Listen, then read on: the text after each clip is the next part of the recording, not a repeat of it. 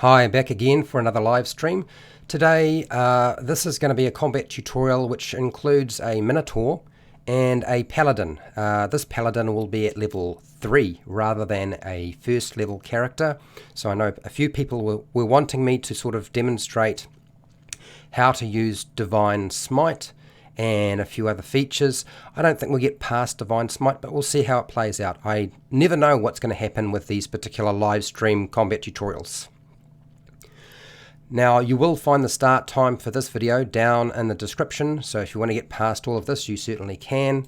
Normally what I do when I'm doing these live streams, if you haven't been part of my live streams before, I will present everything first, and then once I've presented everything, I then open it up for questions and answers at the end of the live stream. So even if I sign out or sound like I'm leaving, I'm not actually gone. So hang around if you need to ask any questions or you want to give some feedback or just say hi. Okay, all right, sound is good, and we'll get started, and I'll get into this right now.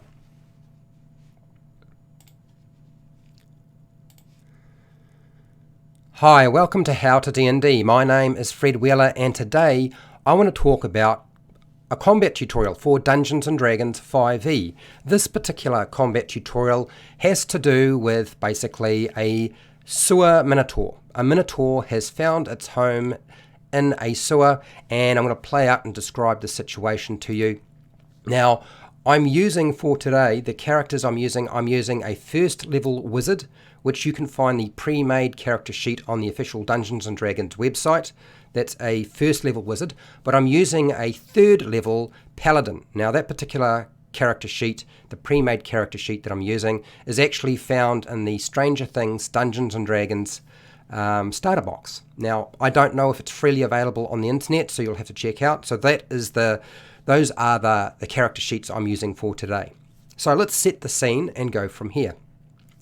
In the city of Waterdeep, there's been some trouble. Down below, there's usually a group of service people who go through there and clean out and make sure that the huge array or vast network of sewers below Waterdeep are under good order, and people have been going missing.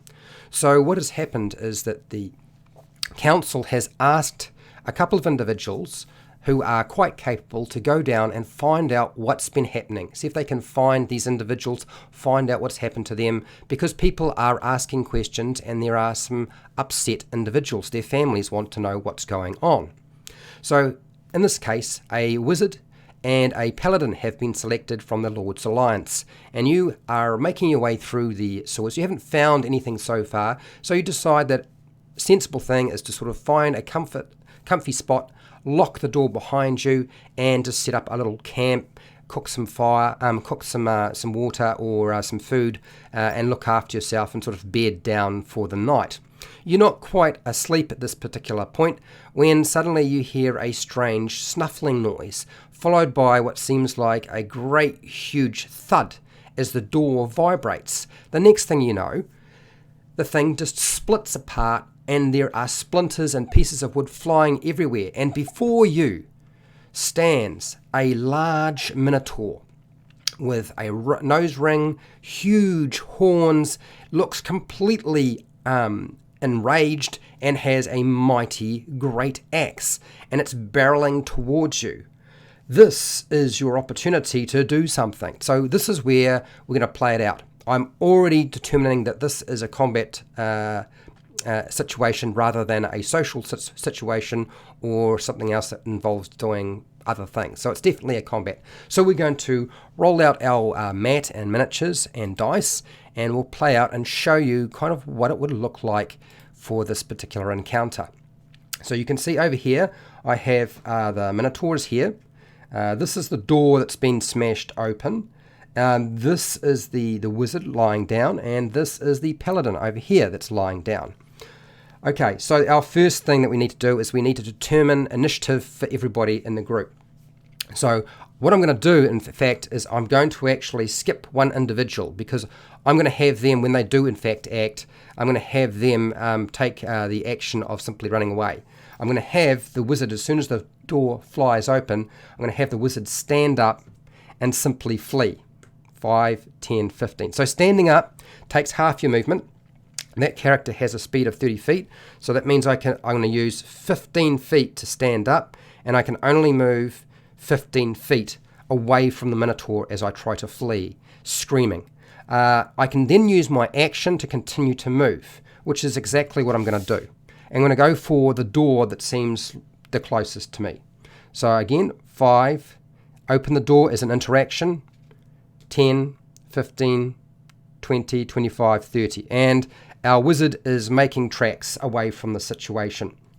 The door is open, but it doesn't matter at this present time. So that is what's going on. So I'm going to just take the wizard out of the picture pretty much in about another round. So we're going to roll initiative for everybody else. Our first individual we're going to do is the Minotaur. Let's do the Minotaur first because I really would like to know how this is all going to play out myself. The Minotaur has an initiative modifier or dexterity modifier of 0. So it's going to be 0 plus a 20-sided dice roll. So we'll roll our 20-sided dice. Here we go. I got a 9. Adding 0, well, that's nice and easy. It's just going to be 9. Okay, so there it is. Very, very easy. Nothing to it. Very simple. And I'll just make a note of that so I can, because I've got to put all of these initiatives into order at some point. Otherwise, I won't know who's who. Okay, next, let's do the Paladin. Now, the Paladin has an initiative modifier of 0 as well. Their dexterity modifier is a 0. So it's going to be pretty much the same sort of thing. They're both doing essentially what seems like a flat roll, where I simply roll the dice and that determines what the initiative will be. So let's see if our Paladin does any better. Now that might be what is considered a cocked dice. Oh no, that dice is sitting on there. So it's an 11. Okay, so for those of you who are unaware, when you get a dice that doesn't quite sit flat, if you can lay another dice of the same type on top of it and it doesn't fall off, that is considered a legitimate dice roll.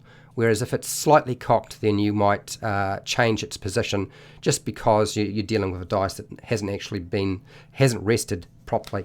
So our Paladin gets initiative of 11, which is good because that means the Paladin will actually get to do something before our Minotaur does. And so I'll make a note of that. So that's 11. So out of those 2 initiatives, we need now to put them into order to make sure we have everybody sort of lined up correctly. So the top of the initiative is always going to be the highest number, and the small numbers, as I've said in the past, small numbers go at the bottom. So Paladin goes at the top, 1 Paladin, and they have 11, and our Minotaur has a 9. If I remember right, Minotaur, let's see if we can squeeze it in. It's a big word. All right, squeezed it in. There we go. All right, and we're going to get rid of the wizard because the wizard's going to run away. Just makes life easier for me if I don't have to control too many different things at the same time. Okay, so that will show you the initiative, and we're going to start at the top of the initiative, which is our Paladin. Now, you could have said, well, what about surprise? Well, I think that given my description and how I describe the situation, surprise is not probably necessarily something that would come into play. They're not sleeping, they're preparing to rest for the night. There's been some preemptive sort of noise. The door has been shaking before anything happened, and then it's split open. So there's been enough warning to eliminate the possibility of somebody having surprise in the situation. Otherwise, it would have been pretty brutal. As soon as you start applying something like surprise as a dungeon master, and the monsters are in a position where they can ambush a character's or the party in some way, the potential, particularly if you roll well on initiative, is that the entire party will get absolutely smashed to bits. So yeah, just something to bear in mind. Okay, so what does the Paladin do? Our first thing is, before you do anything, and I've seen people do this so many times, is they don't think, okay, what do I know about a Minotaur? So I want you to pick up a 20-sided dice, and you're going to make a knowledge check. The very first thing. And I know it's combat, but you can make a knowledge check. It doesn't cost you an action. Usually Dungeon Masters don't require you to use up a bonus action, interaction, or an action to do this. So just, ask to make a knowledge check. What do I know about Minotaurs? Roll a 20-sided dice. In this case, I think probably the most sensible knowledge skill to use in this situation is probably not something to do with natural creatures like nature, something like Arcana. Now, our Paladin probably is not skilled in Arcana. So even if they roll pretty high, and I rolled a 16 and there's no modifier to add to that, so in other words, our knowledge check for our Arcana is probably going to be quite low. Now, you do not have to divulge as a dungeon master an awful lot of information if you're dealing with somebody who is actually not skilled, even if they roll high on the dice. So you could determine that, rolling a 10 for a wizard who's proficient in Arcana is going to get a different result to somebody who is unskilled in Arcana and makes a dice roll that's a 10. So you do not need to have exactly the same results. And I know a lot of dungeon masters who get themselves caught up into this little pickle and feel like it's gaming it too much because, the chances are with a 20-sided dice that even if you have a really bad modifier, you might roll really good in this case. So a Paladin knows that it's a Minotaur. Let's keep it as simple as that. Knows that they live in labyrinths. So those sorts of things. And it makes a lot of sense that this Minotaur has taken up residence in the sewers underneath Waterdeep. It would probably also know that they are extremely dangerous. Now, whether you divulge things like it can charge and use reckless attack and things like that is really completely up to you as the dungeon master. I'm going to say, okay, it seems reasonable that this thing would operate like a bull. So when a bull charges, it's usually particularly dangerous. And we're going to apply the same sort of rationale for our Paladin. So it knows that this is bad. Minotaurs are dangerous. As we all should know, right? Minotaurs are dangerous. Okay, so we're going to get up. That's half our movement. That's, unfortunately, our speed is only 30 feet. Running away is certainly an option, but it's no fun in this situation. If you are in a situation like this on your own and you're just playing a character and you're dealing with a Minotaur, I suggest just run away. But we're not going to run away. What we're going to do is we're going to close things up a little bit. First off, we're going to move forward so that the Minotaur has less distance to move and potentially charge at us. So that's what we're going to do. But we're not going to do that just yet. First off, we're going to get up. We're going to use our interaction to pick up our sword. And we're also going to use our action to strap on our shield because it's an action to strap on a shield. Okay, that's going to use up pretty much everything. All I've got is the rest of my movement. So 5, 10, 15. I've closed the gap, making it harder for the creature to charge towards me. Okay, so that's my first action. Then we're now down to the Minotaur. What does the Minotaur do? Well, the Minotaur would have charged if it had at least 10 feet between it and the creature it's dealing with. But it's a large creature. It's actually having to stand in a rather odd location. This is like difficult terrain. This muck here. It's wee water. You know what I'm talking about. It's wee water. So what we're not going to do is use the charge. Instead, we're going to decide to use reckless, which means we get advantage. Okay, even though we get advantage on our attack, it also means that anybody attacking us will get advantage as well. And we're going to move up and make a great axe attack against the Paladin. So that is our first action with the Minotaur. So I'm just going to flip that out of the way. So we'll roll our dice. Now, the attack modifier for our Minotaur, I believe, is a mighty 6. So Minotaur.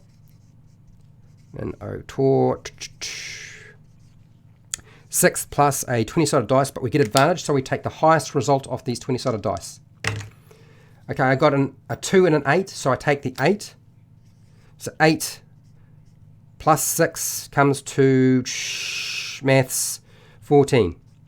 Okay, so that attack roll needs to be equal to or greater than the armor class of our Paladin. Fortunately, the Paladin strapped on the shield made it a bit harder for them to be hit. So they've got an armor class currently of 19. Okay, they're wearing pretty good armor. They've got a shield, so they've got an armor class of 19. So they're not going to get hit by that blow. And the Minotaur only gets one attack. There's no multi-attack for this particular character. So that's the first attack done. Okay, that was nice and easy. Okay, all right, so moving along, we've done everything we wanted to do with Minotaur. We'll move over here. I'm not going to take these dice away because I plan to have the Minotaur attack recklessly pretty much all the time, because what's the point of having reckless attack if you don't use it? I just don't understand when people decide that it's not a good idea.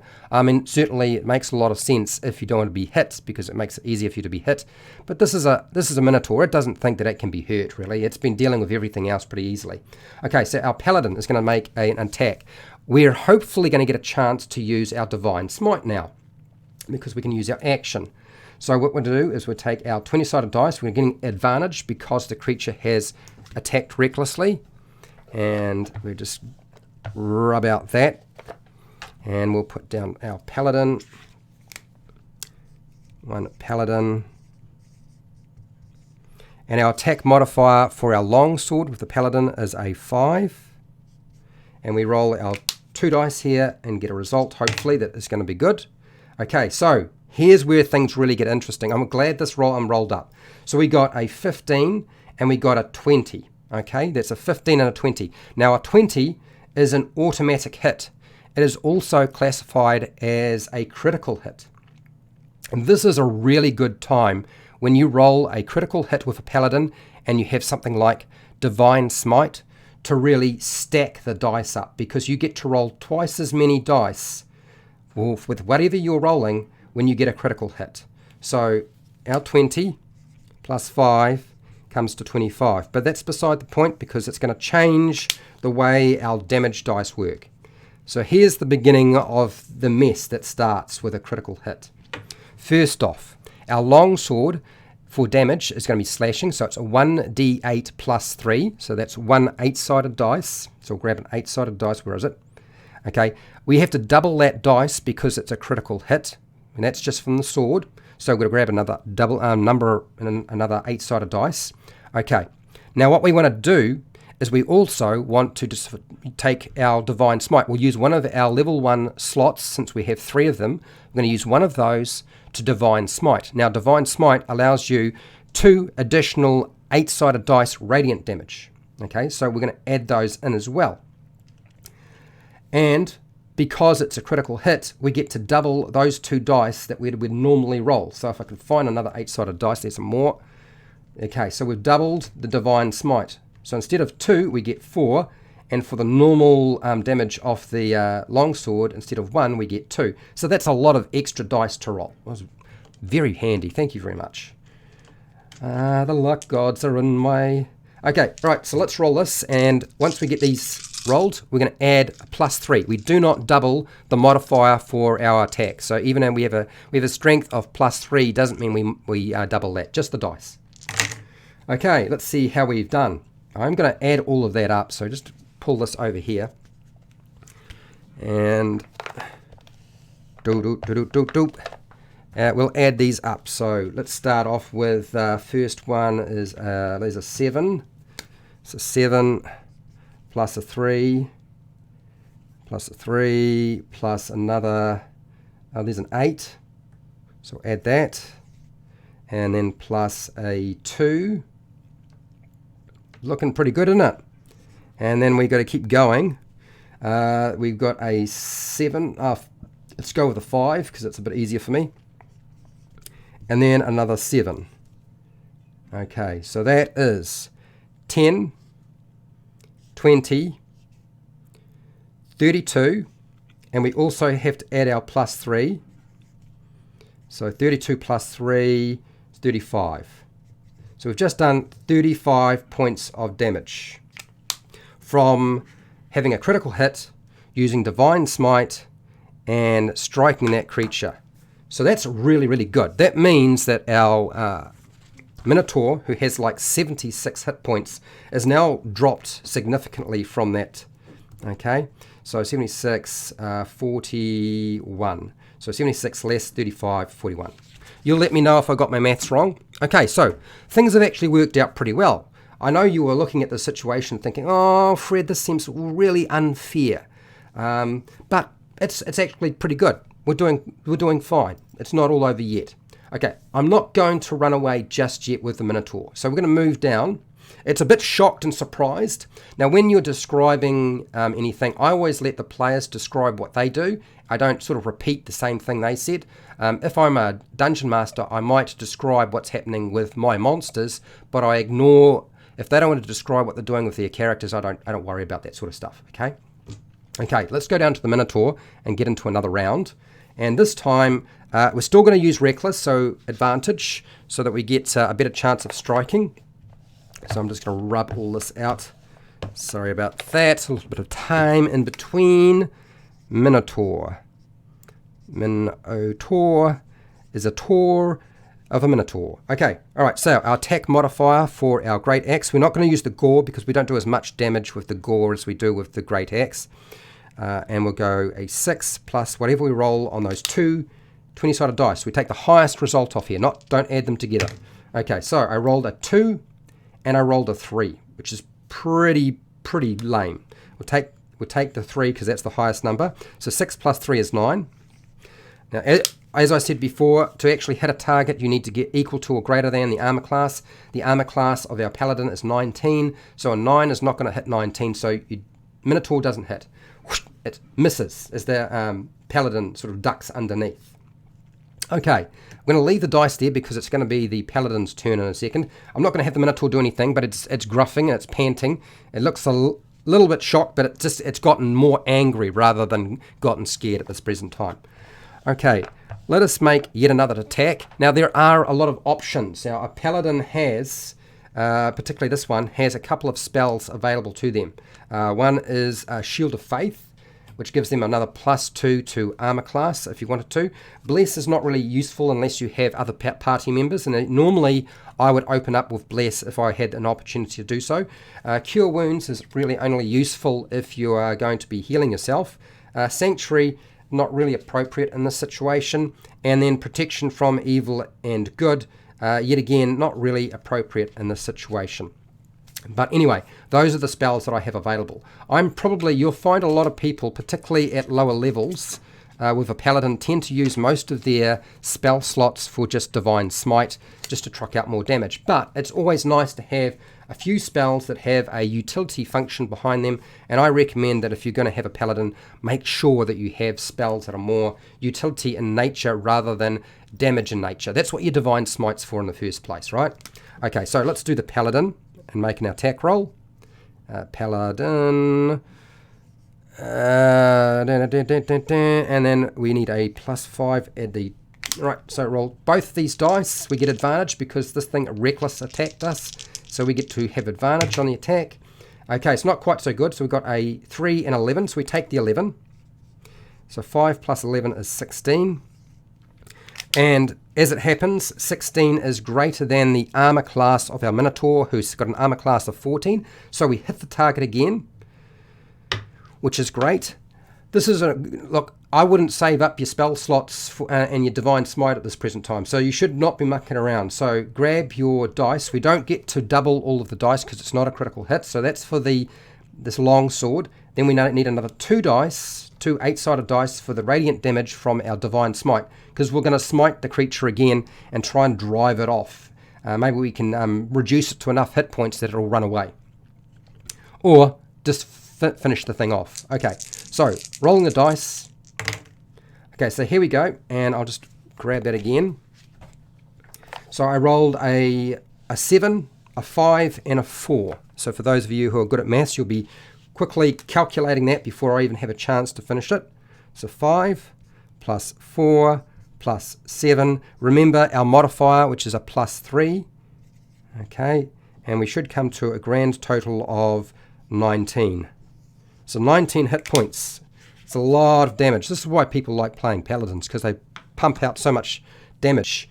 So we need our Minotaur's got 41 hit points, so we're going to deduct 19 from that, which comes to, I believe it's 22. Just making sure I've got that right. Yep, I believe that is correct. And somebody will correct me if I get it wrong. Okay, so the Minotaur is now badly hurt and kind of shocked by what's taken place. This is a good opportunity now for the the Minotaur can continue fighting, but it doesn't seem to be winning. If it still sticks around, chances are it's probably going to get wiped out. The Paladin has one more Divine Smite left, so one more spell slot, since you have 3 at level 3. So I'm going to have my Minotaur disengage and truck off. Now the Minotaur can move 40 feet. So we go, how is this going to move? This goes 5, 10, 15, 20, 25, 30, 35, 40. Okay, I've used my action, so I can't move again to disengage, so I don't get attacked by the Paladin. And that would be the Minotaur's turn. I'm not going to play it out any more than this. I'm pretty sure most of you have already figured out what the likely outcome of this scenario is. So if you found this interesting or useful, look, tell me as a player, how would you have handled the situation? Given the situation, what would you have done differently, if anything? As a dungeon master, is this the sort of encounter that you might include in your own adventure, just to make things a little bit more interesting, particularly if they're exploring a city location and they have to go down into the sewers? Would you consider putting a Minotaur down in the sewers of your city? And if you do, then let me know down in the comments. Now, I have many videos, plenty on combat tutorials. You're welcome to go and check those out if you want to see more of this sort of thing. I have videos and for players and dungeon masters. I have a Patreon account if you want to support me, so I keep doing this sort of thing. I have affiliate links to the book depository and Amazon where you can buy stuff online, and it helps support the channel as well because I get commissions. And look, remember to share, like, and subscribe. Hit the bell button if you want to be notified occasionally, maybe from YouTube. It doesn't seem to work very often, but maybe you will be notified when I'm live and when I publish new videos. And hey, till next time, make sure to keep rolling those 20s, because you remember, when you roll a 20, that's a critical hit, and you get to double the dice for your damage, and that's a good thing. Yeah, double the dice.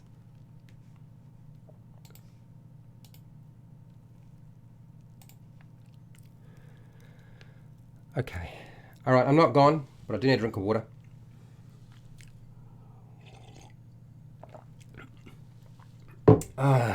Okay, so for those of you who, I will pull up the map in a second.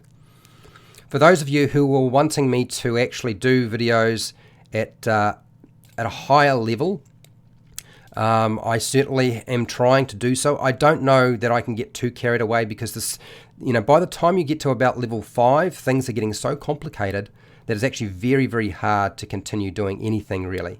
Now, there's a good reason. I know the situation would have been much easier if the wizard had stayed in the fight, but I didn't want to do that because I really wanted to focus on what the Paladin can do. And fortunately for me, I rolled a 20, which is a really good example of when a great time to use your Divine Smite. You only get so many because you've only got so many spell slots, so you want to really sort of wait for that moment. But in a situation like this, it's go for broke, right? You just got to pump out as many as you possibly can, as quickly as you can, before you wind up with your character going down. Okay, so let's have a look at the live chat. By the way, you might have noticed that these combat tutorials have taken a sort of a slight change to what I've done in the past. In the past, I have sort of focused on just the player. I am trying to also present dungeon masters with a sort of a snippet of an idea that they can use and integrate into their own adventures. So that's why I sort of provide you with a little bit of background and a little bit of description, so you've got something to set the scene. And for those of you who are wondering how I go about doing that, look, the only thing I did not write down anything. All I needed was that picture. That gave me all the information that I needed. And then all I did is I just ran the encounter as it looked in the picture. Essentially, it's not exactly the same, but that was the concept behind it. And then you say, well, where would you find, where is this location? Is this a dungeon or is this a sewer section? And I thought a sewer was a really good option because it's something you would come across quite often. So yes, I am trying to sort of tailor it so that dungeon masters and players will get some benefit. Okay, Save or Die. Hi, how's it going? Dear Jesus is here. Hello.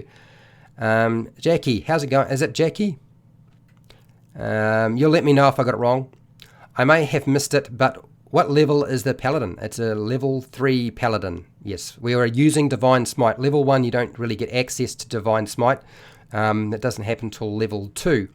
I know this because I actually play a multi-classed Paladin and Sorcerer, and I pretty much took my Paladin to level 2 just to get Divine Smite. And then I wanted to have the Sorcerer spells available. Jackie, thanks for it. You're welcome, Jackie. Hopefully that has helped you with whatever you have to do in the future with Dungeons & Dragons. I want more people to play Dungeons & Dragons. Play, don't watch, play.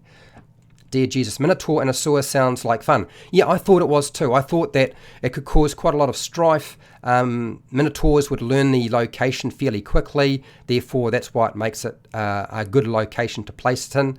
And you can do pretty much anything you like. You don't have to play out the Minotaur fighting to the death. You know, it could hit and run. The problem with fleeing from characters, even though it can move 40 feet, is the Paladin. You know, if it did get another turn, what's the most likely thing to happen, right? It's going to move 5, 10, 15. So where was I think our Minotaur was about there. So that'd be 5. So where was I? I was there. 5, 10, 15, 20, 25, 30. Usually you can't go diagonally around corners. That's why I didn't do that. And then 5, 10, and we say this is difficult terrain. So that's 20. Instead of 5 feet, it's 10 feet. And then that's a dash. So we've moved and we've dashed and we're caught up. So now the creature has to do the same sort of thing. It can keep doing it, and it would be like an endless pursuit of disengage and move 40 feet. But it's sort of like, you know, eventually the player is going to figure out, well, my best option is just to move and then throw a javelin or cast a long-range spell. Say will die. You've been streaming a lot lately, man. Love it. Well, I'm glad you do. I'm unemployed, so I've got nothing much else to do right now, and I have been applying for jobs, but yeah, you're probably going to get a lot more of this sort of stuff. Dear Jesus, it would be wrong for the Paladin to trip the wizard and then proceed to run away. Laugh out loud. Yes, but it would be funny. It would be extremely funny. Okay, so that seems to be it. I think we've covered all of our bases. Nobody else has any feedback or questions, so I think this is a good time to go. I will probably be back in about an hour and a half. What will I be running? What will I be covering? Well, I'm going to be covering The Lost Mine of Phandelver, actually. I thought I had done enough sort of preemptive lead up to your first session Lost Mine of Phandelver videos. But apparently I haven't, and I've had a few people asking me questions, and as it happens, you guys are going to get me to, I'm going to be your dungeon master for about half an hour, and run the first, well, not the first session, but the first part of a session. How all the things that you might want to ask about, I'm going to actually do it live, and then you can ask questions about how to start your first game session with the Lost Mine of Phandelver. Okay, so stick around. About 11 a.m. New Zealand Standard Time is when I'll be streaming next. So make sure to have a good day, morning, afternoon, night, wherever you are in the world. Look after yourself, and ball bearings. I like the idea. Yes, absolutely. Use ball bearings. Anyway, thank you to my Patreons. Thank you to everybody else. And yes, I'm going to truck off. So look after yourself, look after your family, look after your world. And until next time, keep rolling those 20s. I just got to finish. I just got to go. I'm going to be back in like an hour and a half anyway.